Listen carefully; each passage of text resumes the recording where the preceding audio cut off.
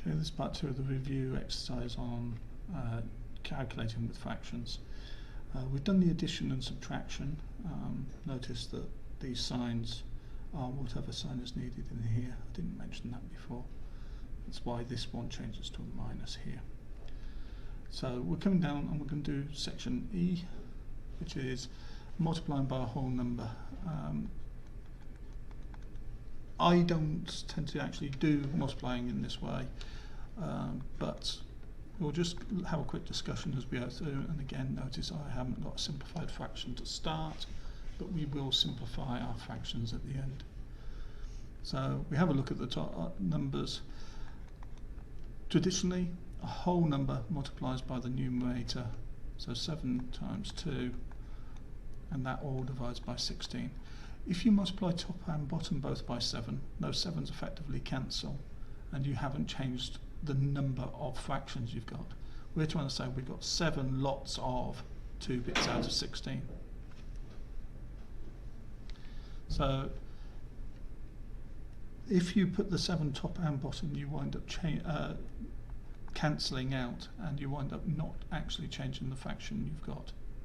So we now wind up with 14 over 16, and to be nice and good, we simplify by cancelling both by 2 to give me 7 over 8 of my fraction.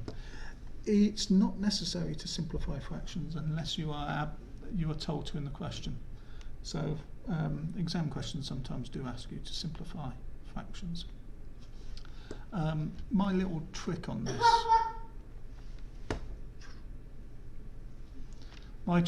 one is to think of the 7 as if it was a number and turn it into a fraction.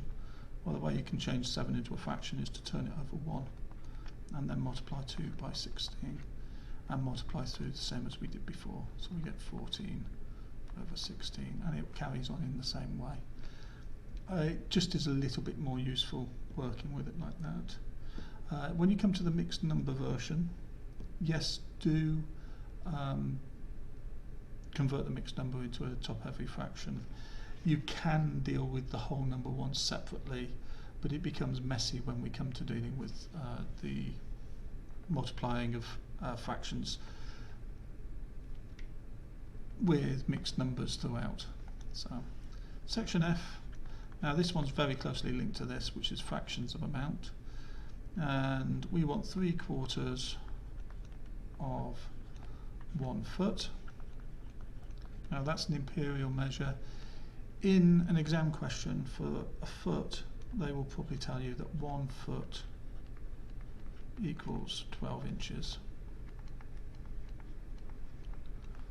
So now when we come into doing our sum and our calculation, we're actually going to do 3/4 of is very similar to multiply. 3/4 of 1 foot means that the 1 foot is the whole amount. I'll show you why this works with a slightly different piece in a minute. So we're going to do 3/4 times 1 foot, which then becomes 3/4 times 12 inches. So I'm going to make a note of the units.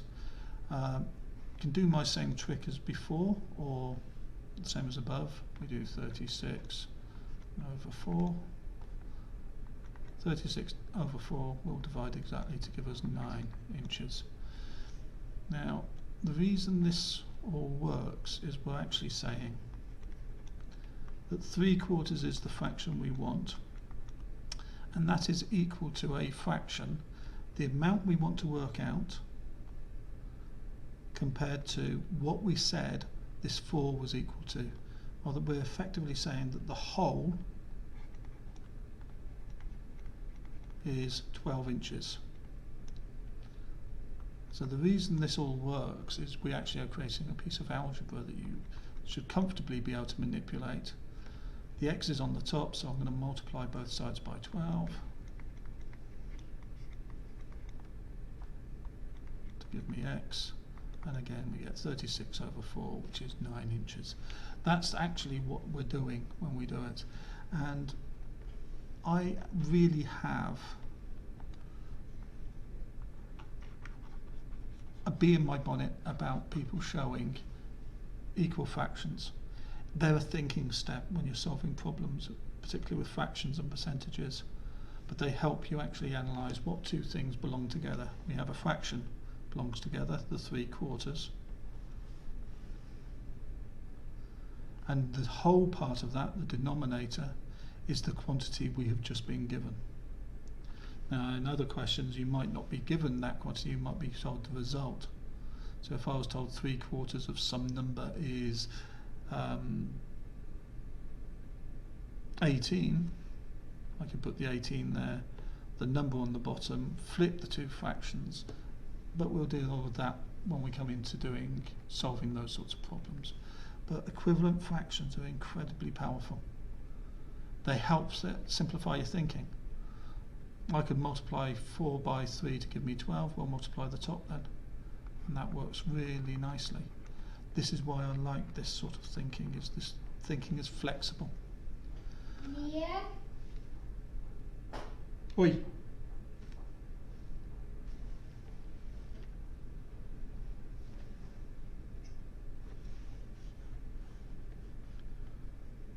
Section G, dividing fractions. Now to divide a fraction, you can actually do them by doing divisions on numerators and denominators, and it does work, but it often becomes quite messy to deal with and we get bits all over the place. There is a little trick to them, so I'll show you with this one both methods. So we've got 4 to be divided by 2/3. Now hopefully you've all come across 2/3, that should be, sorry. 2/3. So you should all come across some form of pattern that you get taught. I call it keep, change, flip. Mathematically it is start, invert, reciprocal. And these last two steps are actually opposite of an opposite, so it's fine. So we change that into 4 multiplied by, so that's the change, and the flip is changed from 2/3 into 3/2. Using the same thing as we did in section E, we can then do 4 times 3 is 12 to be divided by 2, and that is 6. The side thing of doing things by divisions, you have to realise that we've got 4/1, and we're going to divide through by 2/3. And when we go through that, we have 4 divided by 2 is 2, and 1 divided by 3 is 1/3. How many 1/3s fit into 2 is 6. I think you'll all agree that is actually quite tough, but that is reality, what could be done, and it gets simplified into this keep, change, flip. So we have the keep, change, flip.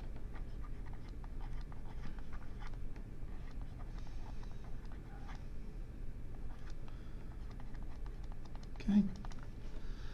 Section 8 is multiplying fractions again, this time with numerators and denominators, and it contains some mixed numbers. So I'm going to deviate from the examples, and I'm going to